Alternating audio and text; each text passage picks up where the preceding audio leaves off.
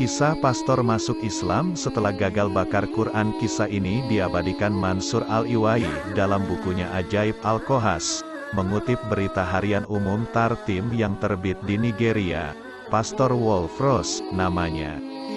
Pemuka gereja di Angola itu memegang sebuah mushaf dan menghadap jemaatnya. Ia kemudian melemparkan mushaf itu ke lantai dan menyiramnya dengan bensin.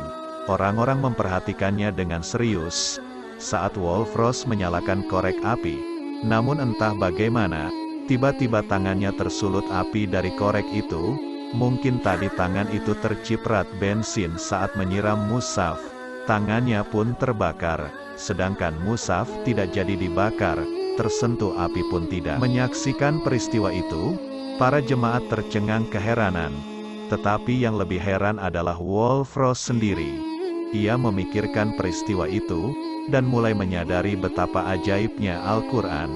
Ia yang ingin membakar Al-Quran, justru tangannya sendiri yang terbakar. Ia yang ingin menghina dan memalukan kitab suci umat Islam, malah ia sendiri yang dipermalukan. Wolfros memikirkan peristiwa itu, keajaiban itu, dan mulai menyadari bahwa ia baru saja diselamatkan dari hal paling gila yang akan dilakukannya. Selama ini kebencian membuatnya tertutupi dari kebenaran Al-Quran. Selama ini kebencian membuatnya gelap memandang kitab suci yang mulai diakuinya penuh keajaiban. Dari lubuk hatinya yang paling dalam, ia kini menyadari bahwa Al-Quran adalah kebenaran.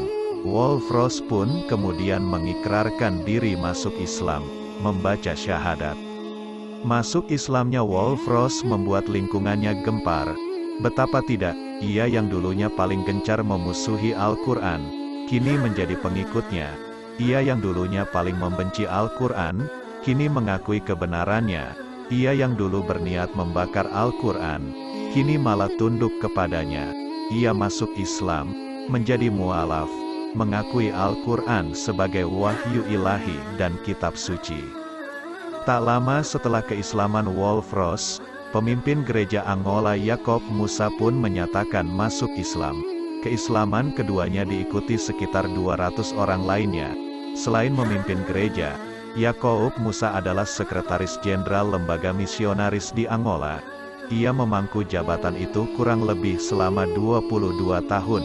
Begitu masuk Islam, ia kemudian mengundurkan diri dari jabatan tersebut.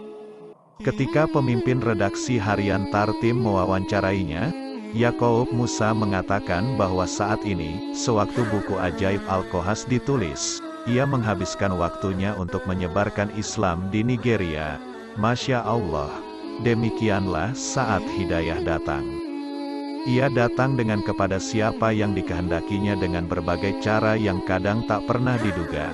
Saat hidayah datang, dan seseorang menyambutnya dengan sepenuh hati, Allah pun mengubahnya dengan segera.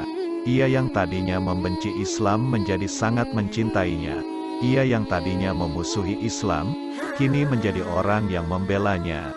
Ia yang tadinya memprovokasi orang lain agar menjauhi Islam, kini berubah menjadi dai yang menyeru manusia untuk beriman kepada Allah Subhanahu wa Ta'ala.